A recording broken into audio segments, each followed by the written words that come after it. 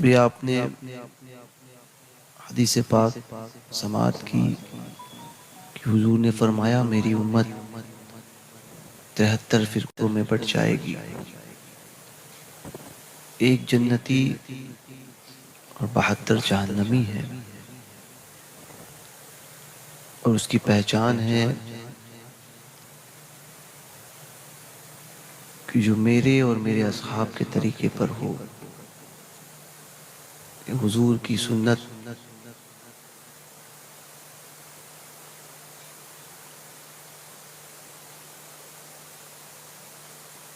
اور اصحاب رسول صلی اللہ علیہ وسلم کے طریقے کو، کہ وہی جماعت جسے اہل سنت و جماعت کہا گیا۔ اور ایک حدیث پاک میں حضور فرماتے ہیں جس کا مفہوم ہے کہ دوست دوست کے دین پر ہوتا ہے، تم میں سے ہر کوئی دیکھ بھال کر کے دوستی کرے کہ جس کے ساتھ دنیا میں اٹھو گے بیٹھو گے دوستی کرو گے، قیامت کے دن اسی کے ساتھ اٹھائے جاؤ گے اور اسی کے ساتھ اس کا حشر ہوگا۔ جس کے ساتھ وہ دنیا میں محبت کرتا تھا، دنیا میں جس کے ساتھ اٹھتا بیٹھتا تھا۔ فتنوں کا دور ہے، تیزی سے فتنے بڑھتے جا رہے ہیں۔ ایک ہنگامہ اگر ہمارے سامنے ہو تو اس کے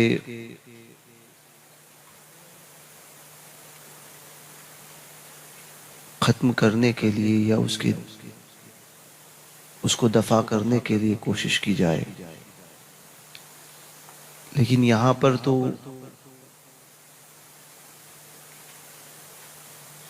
ایک فہرست ہے فتنوں کی، ہنگاموں کی، ایک تھمتا نہیں دوسرا پیدا ہوتا ہے۔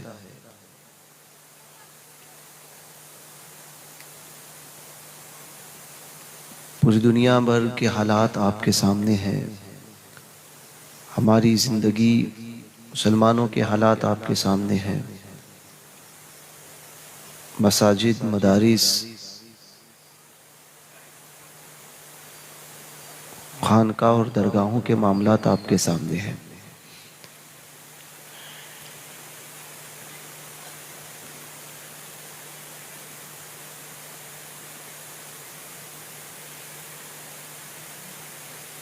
ظلم و ستم کے جو پہاڑ اس قوم پر توڑے جا رہے ہیں، وہ کسی سے چھپا ہوا نہیں ہے۔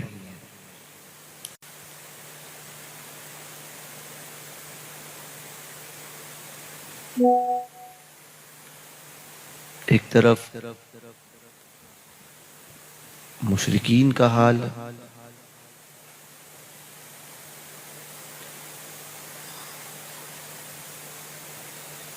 اور دوسری طرف بد مذہبوں کے فتنے، وہ چاہے رافضی ہو، چاہے وہابی ہو، دیوبندی ہو، جماعت غیر اسلامی ہو، تبلیغی جماعت ہو، صلح کلی ہو، رافضی ہو، خارجی ہو،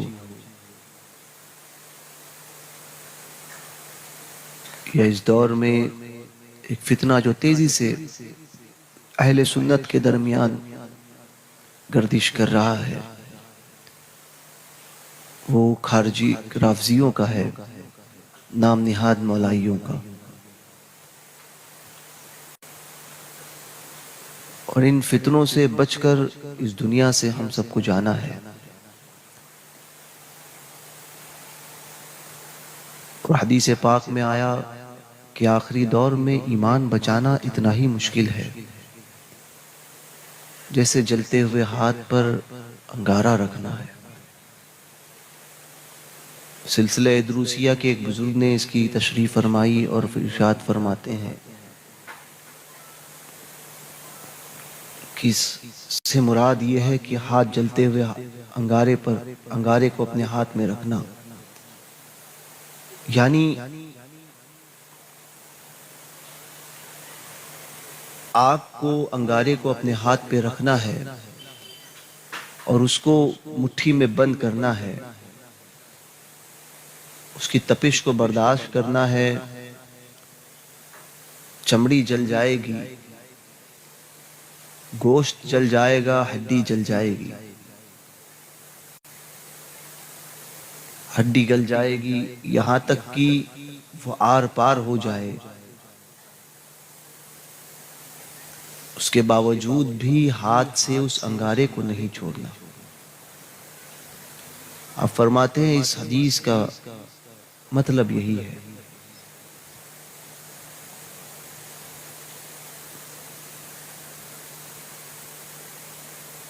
کہ کسی حال میں ایمان کو نہیں چھوڑنا ہے، سب کچھ برداشت کرتے رہنا ہے۔ فتنوں کا دور ہے، بڑے تیزی سے فتنے پھیل رہے ہیں۔ ہماری قوم یا تو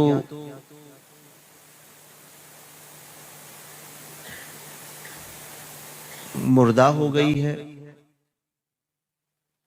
یا پھر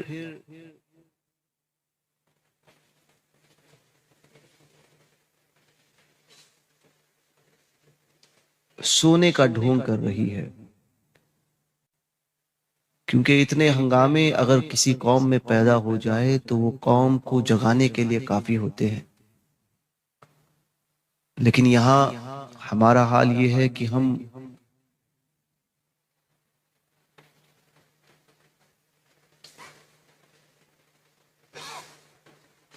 آپس میں ہی ایک دوسرے کی طرف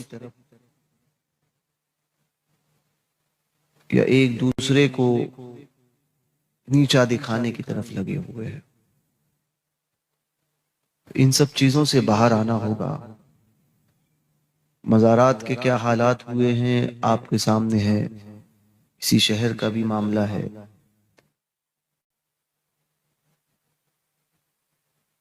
ساری چیزوں سے اگر نکلنا چاہتے ہو اور اپنے عزتوں کی حفاظت کرنا چاہتے ہو تو ایک ہی راستہ ہے، مصطفیٰ کریم صلی اللہ علیہ وسلم کی غلامی۔ حضور کی غلامی تنہا وہ راستہ ہے کہ جو انسان کو پستیوں سے نکال کر بلندیوں پر پہنچاتی ہے، اور یہی وجہ ہے کہ اولیاء کاملین کامیاب ہوئے۔ یہی غلامی انسان کو زندگی جینے کا سلیقہ دیتی ہے۔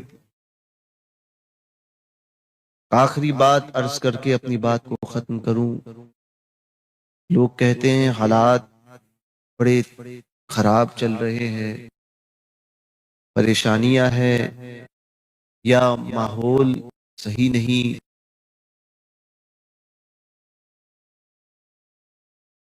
غیروں کی طرف سے بڑی دقتیں ہیں، جو بھی ہے ایک کام پابندی سے کرنا شروع کیجیے۔ اپنے گھروں میں پابندی کے ساتھ میں، اپنے سرکاروں کی اور خصوصیت کے ساتھ میں بڑے پیر دستگیر کی فاتحہ، اور دوسرا کام کہ اپنے گھروں میں، اپنے محلے میں، اپنی مسجد میں پابندی کے ساتھ میں ختم قادریہ شریف پڑھنے کا معمول رکھیں۔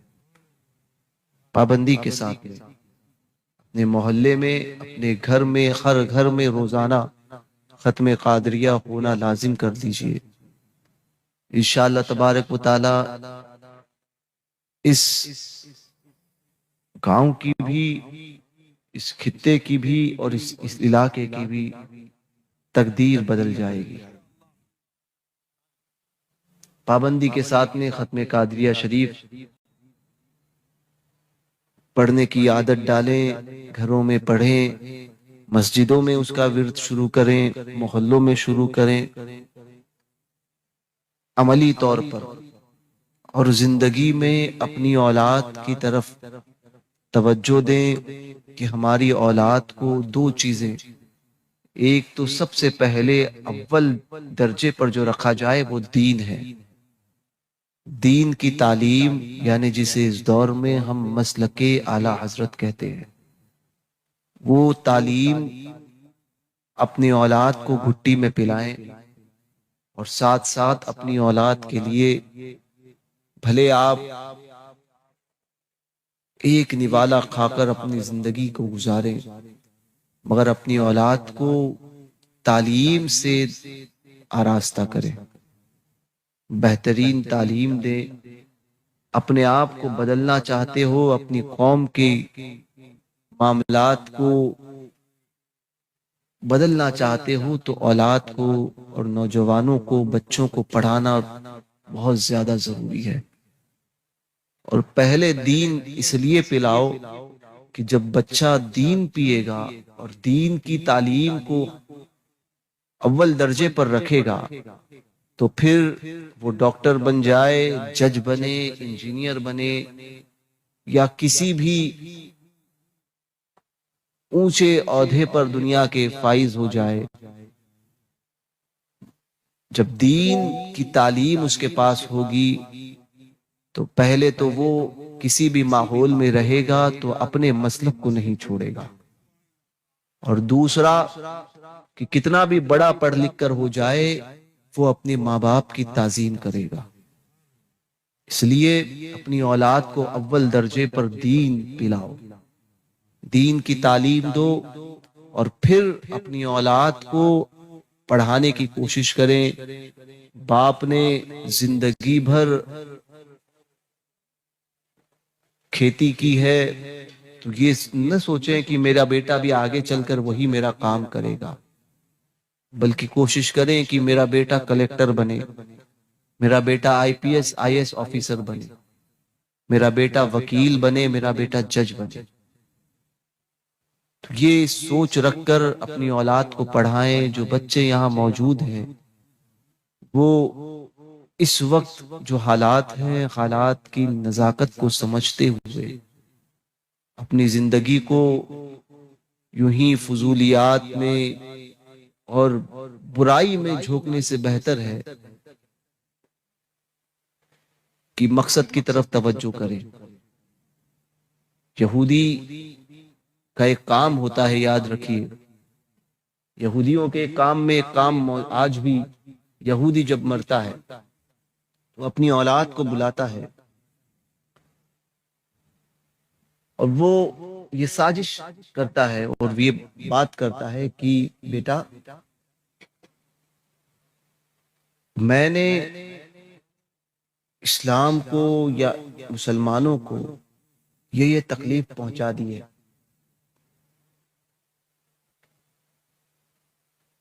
اتنا نقصان میں پہنچا چکا ہوں، اب آگے تمہیں پہنچانا ہے۔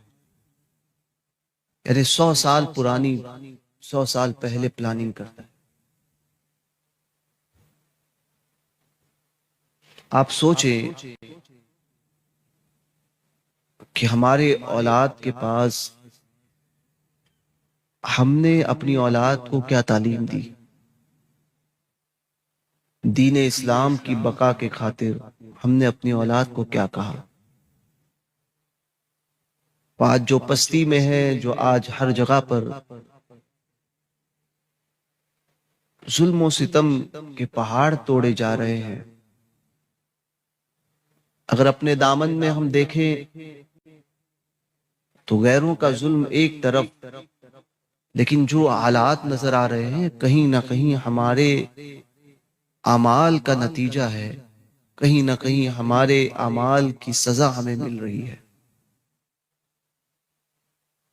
تو میں اس لیے پیغام دوں گا کہ اپنی اولاد کی تعلیم تربیت کی طرف خاص طور پہ توجہ دیں۔ نوجوان بچے یہ سب ایک جنون پیدا کرو کہ مجھے پڑھنا ہے، اور صرف پڑھنا نہیں ہے بلکہ اول درجے کو حاصل کرنا ہے، یہ جنون ہو۔ 24 گھنٹے میں سے 18 گھنٹے آپ کی پڑھائی ہونی چاہیے. زندگی کے یہ دن راتیں سب مل جائے گی، لیکن جو وقت آپ کے ہاتھ سے چلا گیا وہ آپ کو پلٹ کر نہیں مل سکتا. 40 سال کی عمر ہو گئی میری، اب میں کہوں کہ مجھے 20 سال کی عمر مل جائے یا 20 سال میں چلا جاؤں تو یہ نہیں ہو سکتا. تو جو وقت آپ کے ہاتھ سے چلا گیا وہ آپ کے ہاتھ میں نہیں آئے گا. جو وقت ملا ہے اسے غنیمت جانو، توجہ دو اپنی اولاد کی طرف، اپنی کی تعلیم کی طرف.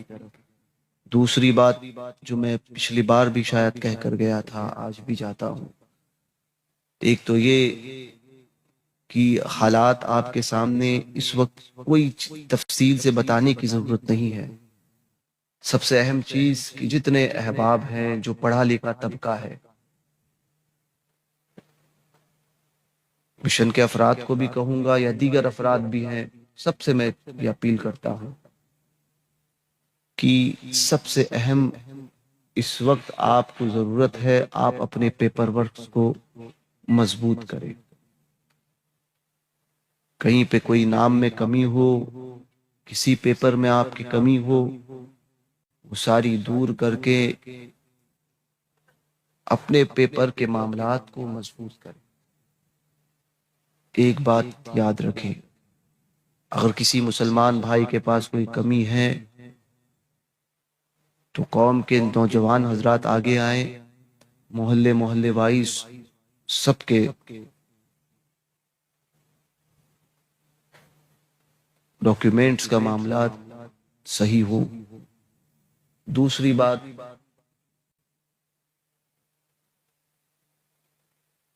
کہ حالات کو دیکھتے ہوئے قدم اٹھائیں، جذبات میں نہ آئیں. آپ کو پتا ہے کہ واٹس ایپ پر ایک چیز چلتی ہے جس کو لوگ کہتے ہیں سٹیٹس. اس کی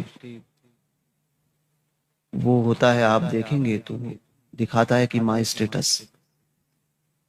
سٹیٹس کیا ہوتا ہے؟ یہ بھی ایک یہودیوں کی چال ہے. سٹیٹس ہے، سٹیٹس کو اگر ہندی میں یا اردو میں اس کا جو ہے وہ ترجمہ کریں تو حیثیت یا اوقات. اس کا ترجمہ ہوتا ہے حیثیت یا اوقات. تو آپ جو قوم جس کا تعلق ان سب باتوں سے ہے ہی نہیں، ہم واٹس ایپ پر سٹیٹس رکھ کر بتاتے ہیں کہ ہماری اوقات، ہماری حیثیت کیا ہے. اب انسان کے دماغ میں جو چیز چلتی ہے وہی چیز وہ سٹیٹس پہ رکھتا ہے. ایک دن بھر ناچنے والا، ناچ اور گانا دیکھنے والا آدمی سٹیٹس پر گانا رکھتا ہے یا ناچ رکھتا ہے؟ تو بلکہ وہ یہ نہیں دیکھتا ہے کہ لوگ جو ہے وہ دیکھ رہے ہیں تو بڑے کہ میں نے یہ رکھا ہے. وہ بتاتا ہے کہ میری اوقات یہی ناچ گانے کی ہے اور میں اپنے ذہن کے اعتبار سے ناچ گانے والا ہوں، میں ایک نچنیا ہوں. وہ ایک اوقات دکھاتا ہے. ایک آدمی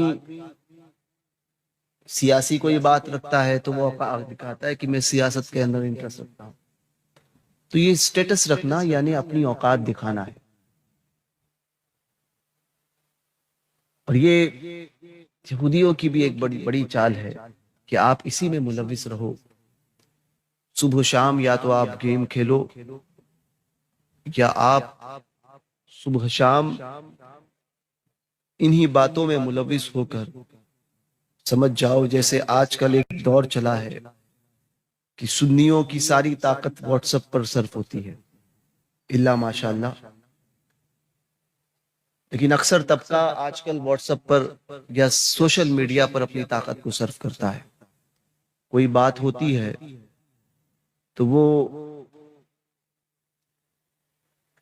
سٹیٹس رکھ دیتا ہے یا انسٹاگرام پر کوئی چیز ریل چلا دیتا ہے اور سمجھتا ہے کہ یہی ہم نے دین کا بڑا کام کر لیا. تو یاد رکھیے، آپ کے دین کی حقانیت کو بتانے کے لیے ہمیں نہ کسی واٹس ایپ کی ضرورت ہے، نہ کسی انسٹاگرام کی ضرورت ہے، نہ کوئی سوشل میڈیا کی ضرورت ہے۔ خدا نہ خواستہ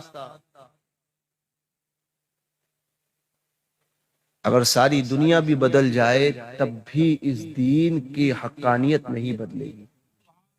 ساری دنیا کے انکار کرنے سے بھی یہ دین، اس کی حقانیت نہیں بدل سکتی۔ یہ وہ دین ہے، اس سورج کی طرح ہے کہ جس کے آگے کتنے بھی بادل آ جائیں اور جس کے آگے کتنا بھی بڑا جو ہے گہن لگ جائے، مگر وہ اپنی موجودگی کا احساس دلاتا رہتا ہے۔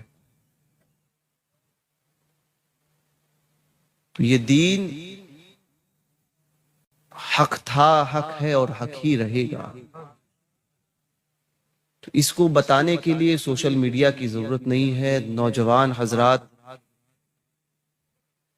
بچے ان باتوں کی طرف توجہ دے۔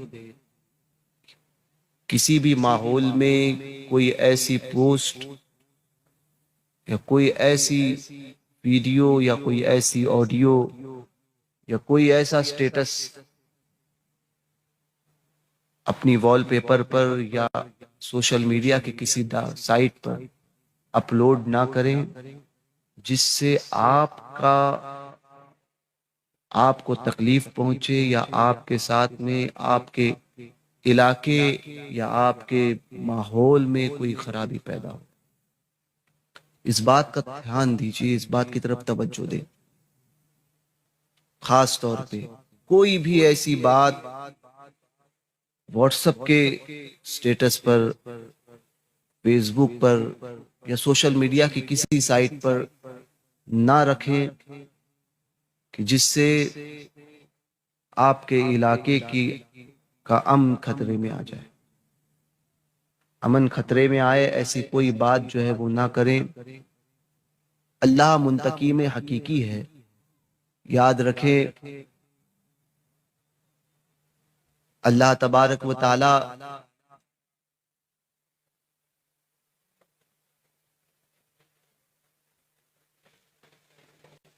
دشمنوں کو ذلیل کرنا بھی جانتا ہے اور دشمن کو نیست و نابود کرنا بھی جانتا ہے۔ اللہ کی ذات پر بھروسہ رکھیں اور ہم اپنی زندگی میں تبدیلی لانے کی کوشش کریں۔ استغفار کی کثرت کریں، نمازوں کی پابندی کریں جماعت کے ساتھ۔ گھروں میں پریشانیوں کی بات لوگ کرتے ہیں، گھر کی پریشانی جب تک نماز کی پابندی نہیں ہوگی جائے گی کیسے؟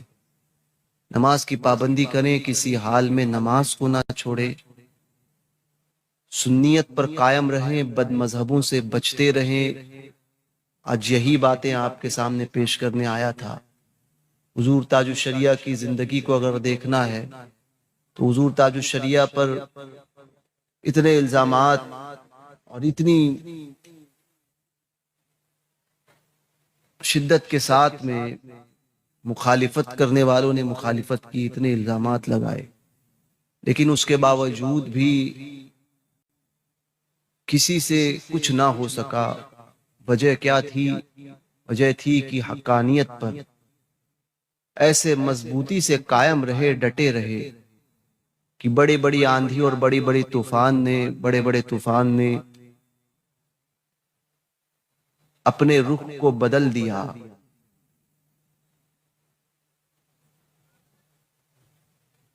اور وہ بڑے بڑے آندھی اور بڑے بڑے طوفان ان کو نہ ہلا سکے۔ یہی دین پر قائم رہنے کا صلہ ہے کہ آج ان کے بعد بھی ان کے چاہنے والوں کی تعداد کم نہیں بلکہ بڑھتی جا رہی ہے، بڑھتے جا رہے ہیں۔ اسی لیے سنیت پر قائم رہتے ہوئے اپنی زندگی کو گزاریں، بزرگوں سے محبت کرتے رہیں، یہی پیغام ہے۔ مسلک اعلیٰ حضرت پر سختی سے قائم رہیں۔ اللہ تبارک و تعالیٰ کہنے سننے سے زیادہ ہمیں عمل کی توفیق عطا فرمائے۔ دوران گفتگو اگر کوئی غیر شرعی کلمہ زبان سے نکل تو ان علماء سادات کی موجودگی میں توبہ و رجوع کرتا ہوں، اور میری کسی غیر شرعی بات پر آپ نے حامی بھری ہو تو آپ بھی توبہ و رجوع کریں، پڑھیں استغفر اللہ ربی من کلی ذنب واتوب الیہ، لا الہ الا اللہ محمد الرسول اللہ صلی اللہ علیہ وسلم۔ السلام علیکم ورحمۃ اللہ وبرکاتہ۔